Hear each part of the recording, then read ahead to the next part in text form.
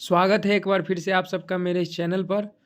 और मध्यकालीन भारतीय इतिहास का जो प्रैक्टिस सीरीज चल रहा है उसका ये पार्ट 3 वीडियो लेकर मैं आया हूँ। और इसमें मैं 20 क्वेश्चंस फिर से लेकर के आया हूँ, टॉप 20 क्वेश्चंस, 20 अन्य महत्वपूर्ण मध्यकालीन भारतीय इतिहास के प्रश्न है।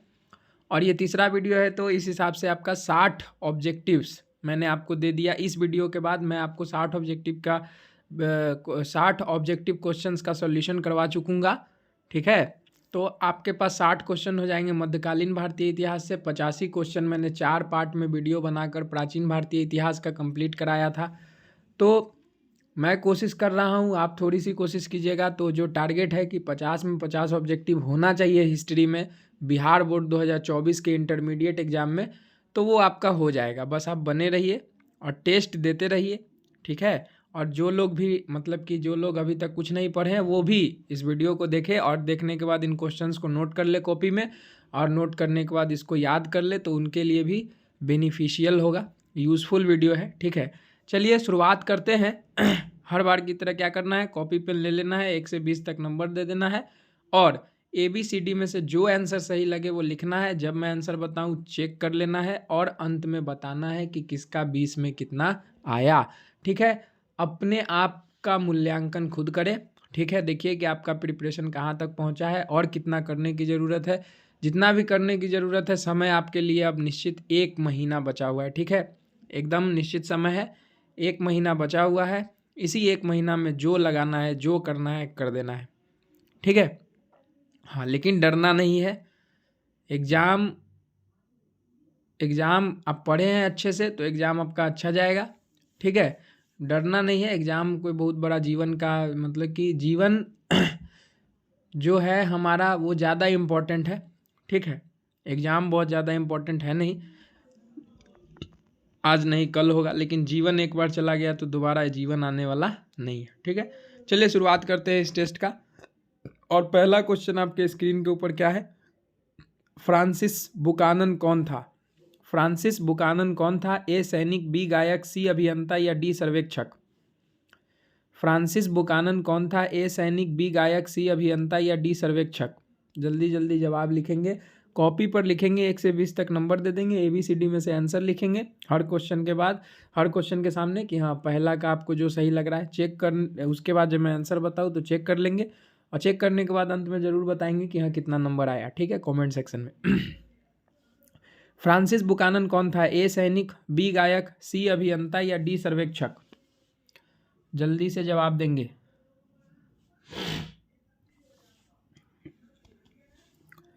सही जवाब क्या होगा? सही जवाब होगा डी सर्वेक्षक। फ्रांसिस बुकानन कौन था? सर्वेक्षक। इसने राजमहल की पहाड़ियाँ एवं संथालों का विवरण अपनी डायरी में लिखा था। ठीक है, ये इतिहासकार था नहीं, लेकिन मज़े की बात है कि जब भी ये कुछ लिखता था किसी चीज़ के बारे में तो पूरी जानकारी देता था, एकदम बिल्कुल इतिहासकार की तरह पूरी जानकारी देता था। ये इसकी खासियत थी। इसने राजमहल की पहाड़ियाँ राजमहल की पहाड़ियों को में गया ये, और वो संथाल परगना, राजमहल की पहाड़ियाँ कहाँ है? झारखंड के संथाल परगना में है। ठीक है, वहाँ पर झारखंड के संथाल परगना में एक पर्वतमाला है जिसे राजमहल की पहाड़ियाँ कहा जाता है।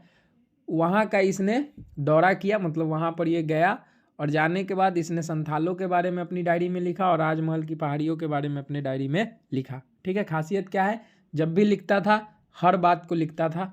ठीक है, पूरा इतिहासकार था नहीं, लेकिन पूरी तरह से ऐतिहासिक प्रमाण के साथ लिखता था जो भी लिखता था ये। ठीक है, फ्रांसिस बुकानन कौन था? सर्वेक्षक। क्वेश्चन नंबर 2 पर आते हैं। अल बरूनी का जन्म कहाँ हुआ था? ए ख्वारिज़्म में, बी तंजीर में, सी गजनी में या डी लाहौर में? अल बरूनी का जन्म कहाँ हुआ था? ए ख्वारिज़्म में, बी तंजीर में, सी गजनी में या डी लाहौर में? जल्दी जल्दी बताएंगे, अल बरूनी का जन्म कहाँ हुआ था?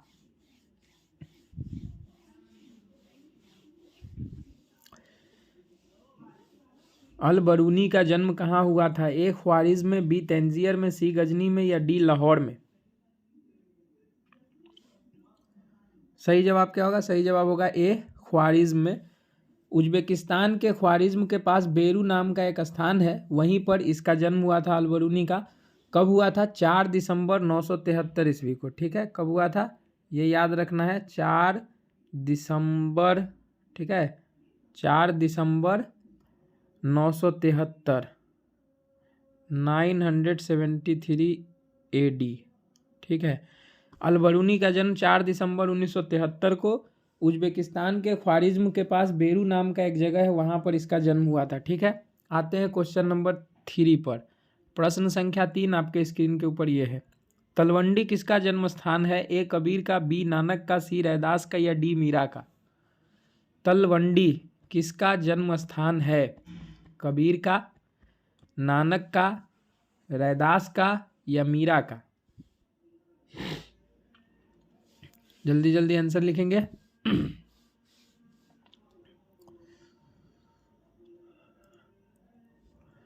नानक, गुरु नानक, ठीक है। तलवंडी किसका जन्म स्थान है? गुरु नानक का, ठीक है। बी नंबर ऑप्शन सही होगा। तलवंडी किसका जन्म स्थान है? गुरु नानक का, नानकाना साहब कहलाता है अब ये तलवंडी, ठीक है। आगे चलते हैं, क्वेश्चन नंबर 4 पर आते हैं। 4 पर, दिल्ली किस नदी के किनारे, कितना इजी क्वेश्चन है, दिल्ली किस नदी के किनारे स्थित है? ए सोन, बी गोमती, सी यमुना या डी गंगा?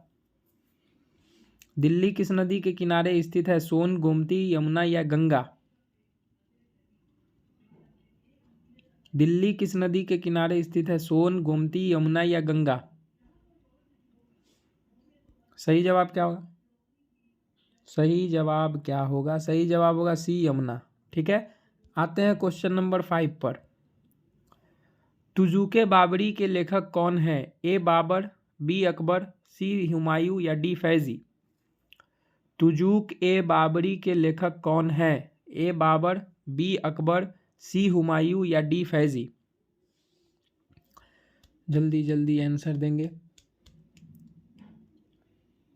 घबराना नहीं है, बिल्कुल आराम से 1 महीना जी जान लगा करके पढ़ना है, अपना 100% देना है, ठीक है। अपना 100% दीजिए, खूब मेहनत कीजिए, जी लगा के मेहनत कीजिए, लेकिन डरना नहीं है, ठीक है। जीवन ज़्यादा इम्पोर्टेंट है, ठीक है। एग्ज़ाम का डर हटा देना है, घबराना नहीं है बिल्कुल, एग्ज़ाम कोई हाथी घोड़ा नहीं है, ठीक है। ऐसे भी कोशिश करना है, कोशिश करने वालों की कभी हार नहीं होती, लहरों से डर के नौका पार नहीं होती, कोशिश करने वालों की कभी हार नहीं होती, है कि नहीं। चलिए, तुजुके बाबरी के लेखक कौन है? बाबर, अकबर, हुमायूं या फैजी? कौन? सही जवाब क्या होगा? सही जवाब क्या होगा? सही जवाब होगा ए बाबर, ठीक है। तुजुके बाबरी या बाबरनामा इसी को कहा जाता है। तुजुके बाबरी या बाबरनामा के लेखक खुद बाबर ही है। क्वेश्चन नंबर 6 पर आते हैं। आलमगीर के नाम से कौन सा मुगल बादशाह जाना जाता है? मुगल बादशाह जाना जाता है आलमगीर के नाम से, कौन? ए जहांगीर, बी शाहजहां या सी औरंगजेब या डी बहादुर शाह? आलमगीर के नाम से कौन सा मुगल बादशाह जाना जाता है? जहांगीर, शाहजहां, औरंगजेब या बहादुर शाह? कौन है जिसे आलमगीर के नाम से जाना जाता है? आंसर दीजिए।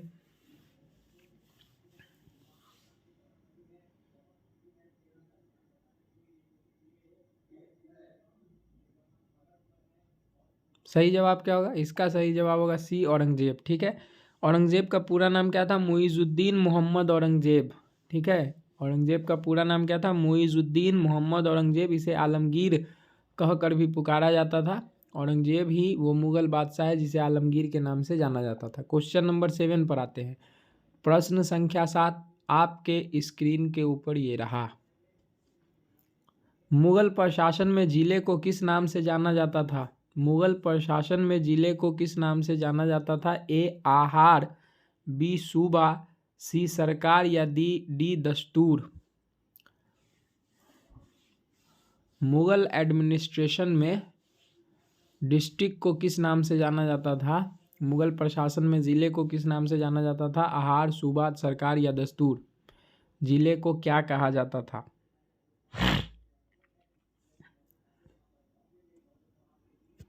मुगल प्रशासन में जिले को किस नाम से जाना जाता था? आहार, सूबा, सरकार, दस्तूर? क्या जो ऑप्शन ए लगा रहे हैं उनका जवाब बिल्कुल गलत है। जो ऑप्शन बी लगा रहे हैं उनका जवाब बिल्कुल गलत है। जो ऑप्शन सी लगा रहे हैं उनका जवाब बिल्कुल सही होगा। मुगल प्रशासन में जिले को सरकार के नाम से जाना जाता था। सरकार का मतलब जिला होता था मुगल प्रशासन में, और वहाँ का जो मतलब वहाँ का जो प्रमुख होता था वो होता था फौजदार। ठीक है, मुगल प्रशासन में सरकार का प्रमुख फौजदार होता था। सरकार का मतलब जिला, ठीक है ना। मुगल प्रशासन में जिले को किस नाम से जाना जाता था? सरकार। आगे चलते हैं, क्वेश्चन नंबर 8 पर आते हैं। हम्पी को यूनेस्को द्वारा विश्व पुरातत्व स्थल किस वर्ष घोषित किया गया? हम्पी को यूनेस्को द्वारा विश्व पुरातत्व स्थल किस वर्ष घोषित किया गया? ए 1856 में, बी 1876 में, सी 1902 में, या डी 1986 में? हम्पी को यूनेस्को द्वारा विश्व पुरातत्व स्थल किस वर्ष घोषित किया गया? 1856, 1876, 1902 या 1986 में?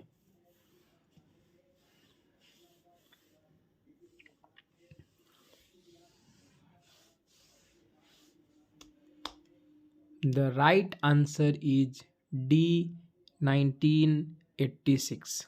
ठीक है, 1986 में हम्पी को यूनेस्को द्वारा विश्व पुरातत्व स्थल घोषित किया गया। आते हैं क्वेश्चन नंबर 9 पर। प्रश्न संख्या 9, तेनालीराम का संबंध किस साम्राज्य से है? ए विजयनगर, बी बीजापुर, सी मुगल या डी बहमनी? तेनालीराम का संबंध किस साम्राज्य से है? विजयनगर साम्राज्य, बीजापुर साम्राज्य, मुगल साम्राज्य या बहमनी साम्राज्य?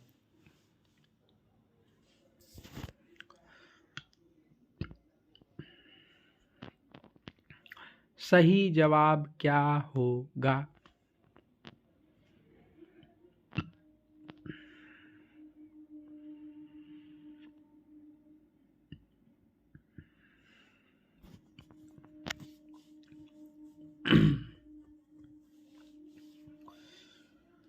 सही जवाब होगा ए विजयनगर साम्राज्य।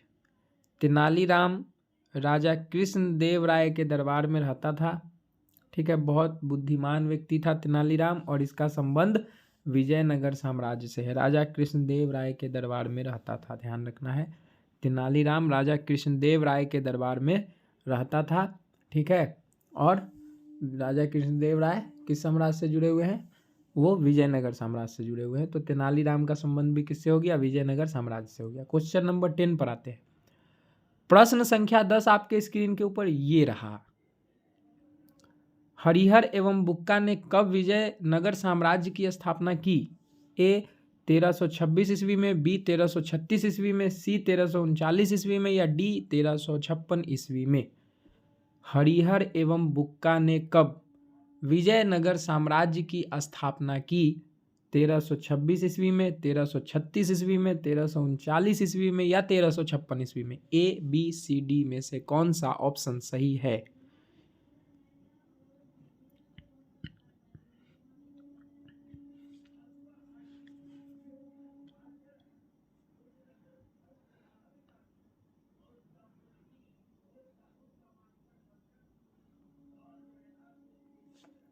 The correct answer is B 1336 ईस्वी में। हरिहर और बुक्का ने विजयनगर साम्राज्य की स्थापना 1336 ईस्वी में की थी।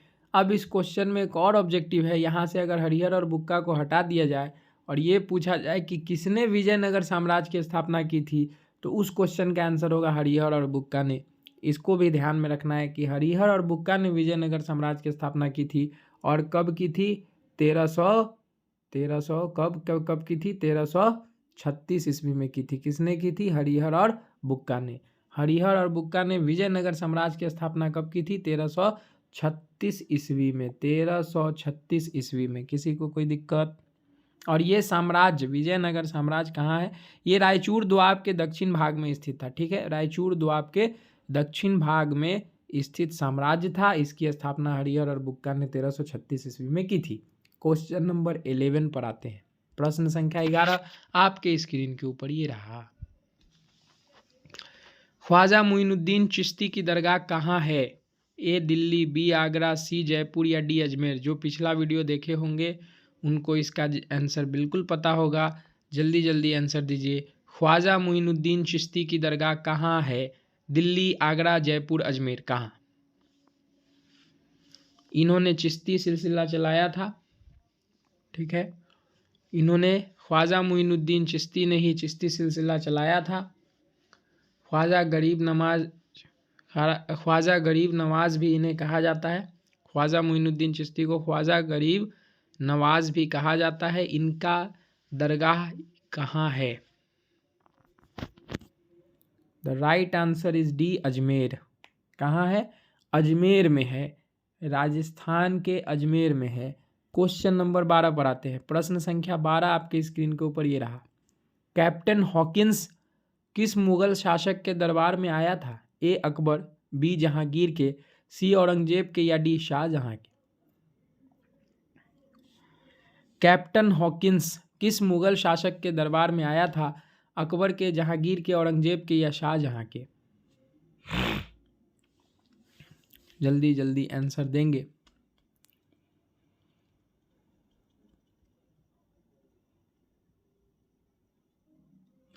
सही जवाब क्या होगा? क्या होगा सही जवाब? बी जहांगीर।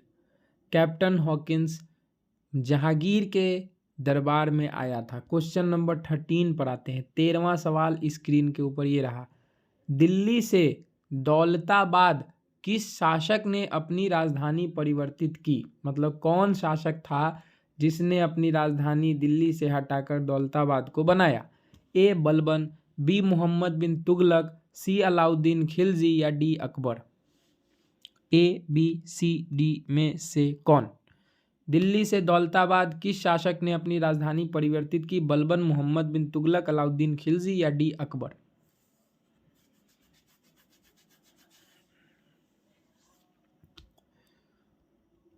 सही जवाब होगा बी, मोहम्मद बिन तुगलक। 1300, ठीक है, 1329 ईस्वी में 1329 ईस्वी में 1329 AD में मोहम्मद बिन तुगलक ने दिल्ली से दौलताबाद अपनी राजधानी परिवर्तित कर ली थी।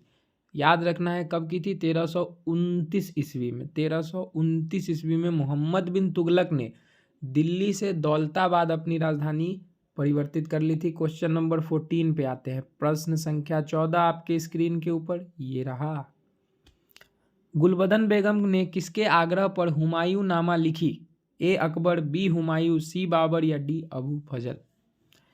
गुलबदन बेगम ने किसके आग्रह पर हुमायूं नामा लिखी? ए अकबर, बी हुमायूं, सी बाबर, डी अबुल फजल।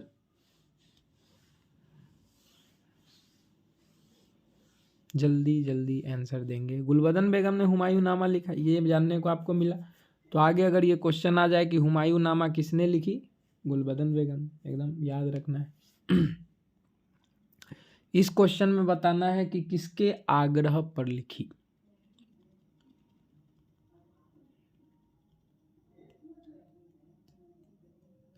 सही जवाब होगा अकबर। अकबर के आग्रह पर लिखी। आते हैं क्वेश्चन नंबर 15 पर। फतेहपुर सिकरी को राजधानी बनाया, मतलब किसने बनाया? ए अकबर ने, बी जहांगीर ने, सी शाहजहां ने या डी बाबर ने। फतेहपुर सिकरी को राजधानी किसने बनाया? अकबर ने, जहांगीर ने, शाहजहां ने, बाबर ने, किसने?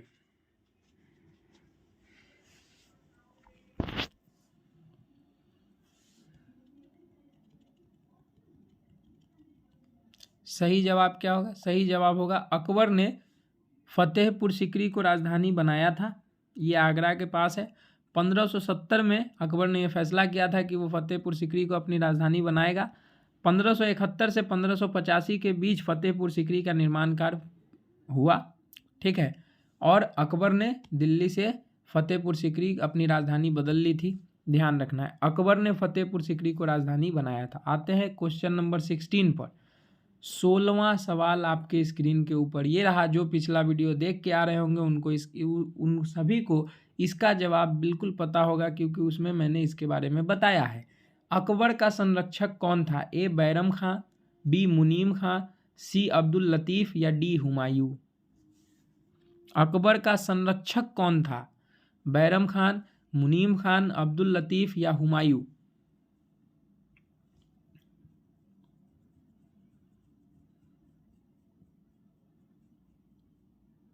सही जवाब क्या होगा? सही जवाब होगा बैरम खां। बैरम खां अकबर का संरक्षक था। पानीपत का द्वितीय युद्ध जो कि 1556 में लड़ा गया, बैरम खान के नेतृत्व में ही लड़ा गया था। अकबर उस समय बच्चा था, 13 या 14 साल का बच्चा था, और हुमायूं की मृत्यु हो गई थी। तो और उसी समय हेमू से युद्ध होना था, पानीपत का द्वितीय। तो बैरम खां के नेतृत्व में ही युद्ध किया गया था। अकबर का केवल नाम आता है, ठीक है। अकबर उस वक्त 13 साल का ही था। बैरम खां अकबर का संरक्षक था। हुमायूं अकबर के पिता थे। हुमायूं कौन थे?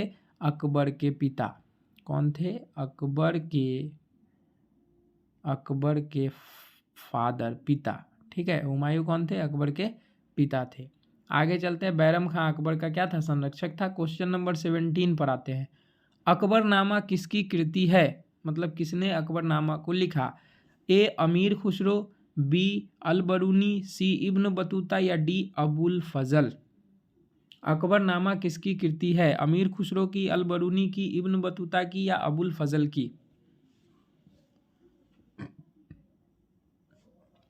अकबरनामा किसकी कृति है? अमीर खुसरो की, अल-बरूनी की, इब्न बतूता की या अबुल फजल की?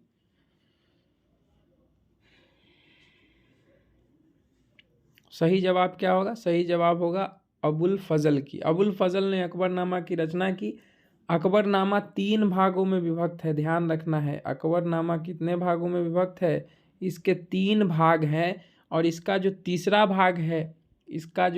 भाग है वही आईन-ए अकबरी कहलाता है। इसका तीसरा भाग जो है वो इतना मतलब कि विस्तृत है, इतना बड़ा है कि वो खुद एक ग्रंथ का नाम ले लिया, ग्रंथ का रूप ले लिया उसने, और वही आईन-ए अकबरी के नाम से जाना गया, ठीक है। अकबरनामा का तीसरा भाग ही आईन-ए अकबरी कहलाता है, ध्यान रखना है। तो अकबरनामा कितने भागों में बटा हुआ है? 3 भागों में। लेखक कौन है अकबरनामा के? अबुल फजल। आते हैं क्वेश्चन नंबर 18 पर। 18वां सवाल। शेर शाह ने चौसा के युद्ध में किसे पराजित किया? मतलब किसे हराया? ए बाबर को, बी हुमायूं को, सी अकबर को या डी जहांगीर को? शेर शाह ने चौसा के युद्ध में किसे पराजित किया? बाबर को, हुमायूं को, अकबर को या जहांगीर को?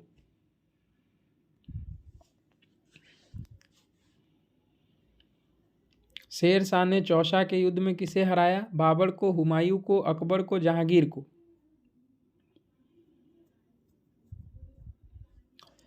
सही जवाब क्या होगा? सही जवाब होगा बी, ऑप्शन बी, हुमायूं को, ठीक है। शेर शाह ने चौसा के युद्ध में हुमायूं को हराया था, ठीक है। और ये युद्ध हुआ था 25 जून, कब हुआ था? 25 जून 1539 को, ठीक है। 25 जून 1539 ईस्वी को ये चौसा का युद्ध हुआ था, जिसमें शेर शाह ने हुमायूं को परास्त किया था, परास्त, ठीक है। 25 जून 1539 ईस्वी को चौसा का युद्ध हुआ। शेर शाह ने हुमायूं को इसमें परास्त किया। तो ध्यान रखना है, चौसा का युद्ध कब हुआ? 1539 में। किसके किसके बीच हुआ? शेर शाह और हुमायूं के बीच। किसकी पराजय हुई? हुमायूं की। किसकी विजय हुई? शेर शाह की। इतना ही क्वेश्चन है, इसी को किसी तरह से घुमा के पूछ सकता है। क्वेश्चन नंबर 19 पर आते हैं। प्रश्न संख्या 19। नवरत्न किसके दरबार में थे? ए अकबर के, बी हुमायूं के, सी शेरशाह के या डी जहांगीर के? इन ऑप्शनों में से कौन सा ऐसा बादशाह है जिसके दरबार में नवरत्न थे? इतिहास में 2 ऐसे राजा या बादशाह या सम्राट हुए हैं जिनके दरबार में नवरत्न थे। उनमें से एक इन चारों में से कोई है, आपको उसको बताना है। प्राचीन काल में, ये मध्यकालीन भारतीय इतिहास की बात है, प्राचीन काल में चंद्रगुप्त द्वितीय या चंद्रगुप्त विक्रमादित्य के शासन में के दरबार में नवरत्न थे, ठीक है। प्राचीन भारतीय इतिहास में चंद्रगुप्त विक्रमादित्य, जिसे चंद्रगुप्त द्वितीय भी कहा जाता है, उसके दरबार में नवरत्न थे। मध्यकालीन भारतीय इतिहास में नवरत्न किसके दरबार में थे? अकबर के, हुमायूं के, शेरशाह के या जहांगीर के? बताइए।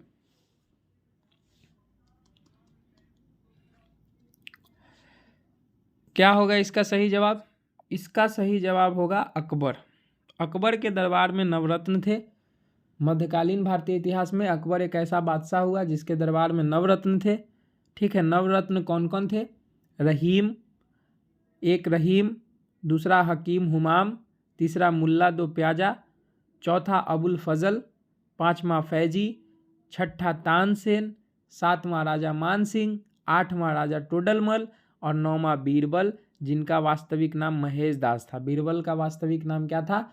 महेश दास। ठीक है, बीरबल का वास्तविक नाम क्या था? महेश दास।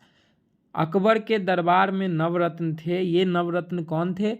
रहीम, हकीम हुमाम, मुल्ला दो प्याजा, अबुल फजल, फैजी, तानसेन, राजा मानसिंह, राजा टोडरमल और बीरबल या महेश दास। ठीक है, अकबर के दरबार में नवरत्न थे। और प्राचीन भारतीय इतिहास में चंद्रगुप्त विक्रमादित्य के शासनकाल में नवरत्न थे। ठीक है, क्वेश्चन नंबर 20 और हमारे इस वीडियो सेशन का अंतिम प्रश्न आपके स्क्रीन के ऊपर ये रहा। आईने अकबरी कितने भागों में विभक्त है? A2, B3, C4, D5। आईने अकबरी कितने भागों में विभक्त है? अभी मैंने ऊपर बताया कि अकबरनामा 3 भागों में बटा हुआ है, उसका तीसरा भाग ही आईने अकबरी कहलाता है। अब आपको बताना है कि आईने अकबरी कितने भागों में है? 2, 3, 4, 5। The right answer is D5। आईने अकबरी 5 भागों में बटा हुआ है। इसी के साथ ये वीडियो सेशन समाप्त होता है। आप सभी का पूरा वीडियो देखने के लिए धन्यवाद। Thank you.